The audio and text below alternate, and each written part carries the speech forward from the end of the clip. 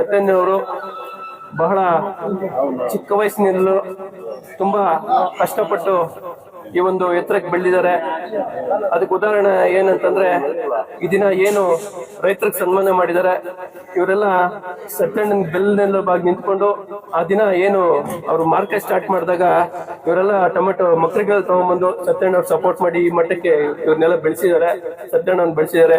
ಅವ್ರಿಗೆ ಈ ದಿನ ವಿಶೇಷವಾಗಿ ಸತ್ಯಣ್ಣವರು ಅವರ ಒಂದು ಬರ್ತ್ಡೇಯನ್ನ ಇವ್ರಿಗೆ ಸನ್ಮಾನ ಮಾಡುವ ಮುಖಾಂತರ ಹಾಗೂ ಇವರ ಒಂದು ಆಶೀರ್ವಾದ ಪಡೆಯುವ ಮುಖಾಂತರ ಬಹಳ ಅರ್ಥಪೂರ್ಣವಾಗಿ ಆಚರಣೆ ಮಾಡ್ಕೊಳ್ತಾ ಇದ್ದಾರೆ.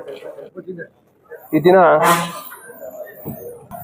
ಆತ್ಮೀಯ ಸಹೋದರ ಎಲ್ಲರ ಒಡನಾಡಿ ಶ್ರೀಯುತ ನಗವಾರ NR ಸತ್ಯಣ್ಣರವರ ಹುಟ್ಟುಹಬ್ಬವನ್ನು ಬಹಳ ಅರ್ಥಪೂರ್ಣವಾಗಿ ಆಚರಣೆ ಮಾಡ್ತಿದ್ದಾರೆ.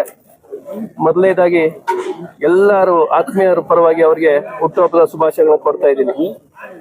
ಸತ್ಯಣ್ಣವರು ಬಹಳ ಚಿಕ್ಕ ವಯಸ್ಸಿನಲ್ಲೂ ತುಂಬಾ ಕಷ್ಟಪಟ್ಟು ಈ ಒಂದು ಎತ್ತರಕ್ಕೆ ಬೆಳೆದಿದ್ದಾರೆ.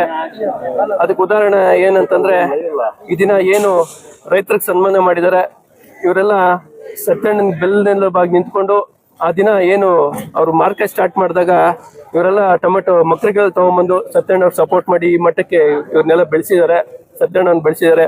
ಅವ್ರಿಗೆ ಈ ದಿನ ವಿಶೇಷವಾಗಿ ಸತ್ಯಣ್ಣವರು ಅವರ ಒಂದು ಬರ್ತ್ಡೇಯನ್ನ ಇವ್ರಿಗೆ ಸನ್ಮಾನ ಮಾಡುವ ಮುಖಾಂತರ ಹಾಗೂ ಇವರ ಒಂದು ಆಶೀರ್ವಾದ ಪಡೆಯುವ ಮುಖಾಂತರ ಬಹಳ ಅರ್ಥಪೂರ್ಣವಾಗಿ ಆಚರಣೆ ಮಾಡ್ಕೊಳ್ತಾ ಇದ್ದಾರೆ. ಸತ್ಯಣ್ಣವರು ಈಗಾಗಲೇ ರೋಟರಿ ಮುಳಬಾಗಿಲು ಸೆಂಟ್ರಲ್ ಅಧ್ಯಕ್ಷರಾಗಿ ಕೋವಿಡ್ ಸಮಯದಲ್ಲಿ ಬಹಳ ಒಂದು ಸೇವೆ ಸಲ್ಲಿಸಿಕೊಂಡು ಮತ್ತೆ APMC ಸಂಘದ ನಿರ್ದೇಶಕರಾಗಿ ಹಾಗೂ ಈಗ ಅಲ್ಲಿ ಟೊಮೆಟೊ ಮಂಡಿ ಮಾಲೀಕರ ಸಂಘದ ಅಧ್ಯಕ್ಷರಾಗಿ ಅವಿರೋಧವಾಗಿ ಆಯ್ಕೆ ಆಗಿರ್ತಾರಂಥದ್ದು.